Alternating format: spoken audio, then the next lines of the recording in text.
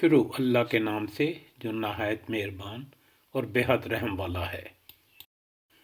اب اگر وہ تمہیں جھٹلائیں تو ان سے کہہ دو کہ تمہارے رب کا دامن رحمت وسیع ہے اور مجرموں سے اس کے عذاب کو پھیرا نہیں جا سکتا۔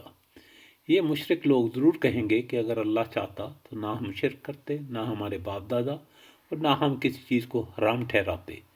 ایسی ہی باتیں بنا بنا کر ان سے پہلے کے لوگوں نے بھی جھٹلایا تھا، یہاں تک کہ آخرکار ہمارے عذاب کا مزہ انہوں نے چکھ لیا۔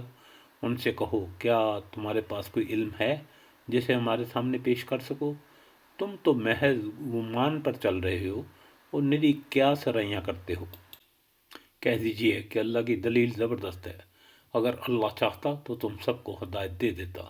کہہ دیجئے، لاؤ اپنے ان گواہوں کو جو اس بات کی گواہی دیں کہ اللہ نے اس کو حرام کیا ہے، اور اگر وہ گواہی دے بھی دیں تو آپ ان کے ساتھ گواہی نہ دیجئے، اور نہ ہی ان لوگوں کی خواہشات کی پیروی کیجئے جنہوں نے ہماری آیتوں کو جھٹلایا ہے اور جو آخرت پر ایمان نہیں رکھتے، اور وہ اپنے پروردگار کے برابر دوسروں کو ٹھہراتے ہیں۔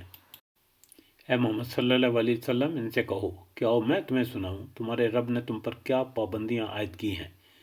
یہ کہ اس کے ساتھ کسی کو شریک نہ کرو، اور والدین کے ساتھ نیک سلوک کرو، اور اپنی اولاد کو مفلسی کے ڈر سے قتل نہ کرو۔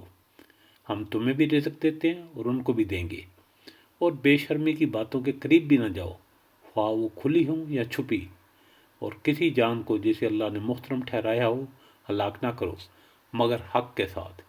یہ باتیں ہیں جن کی ہدایت اس نے تمہیں کی ہے، شاید کہ تم سمجھ بوجھ سے کام لو۔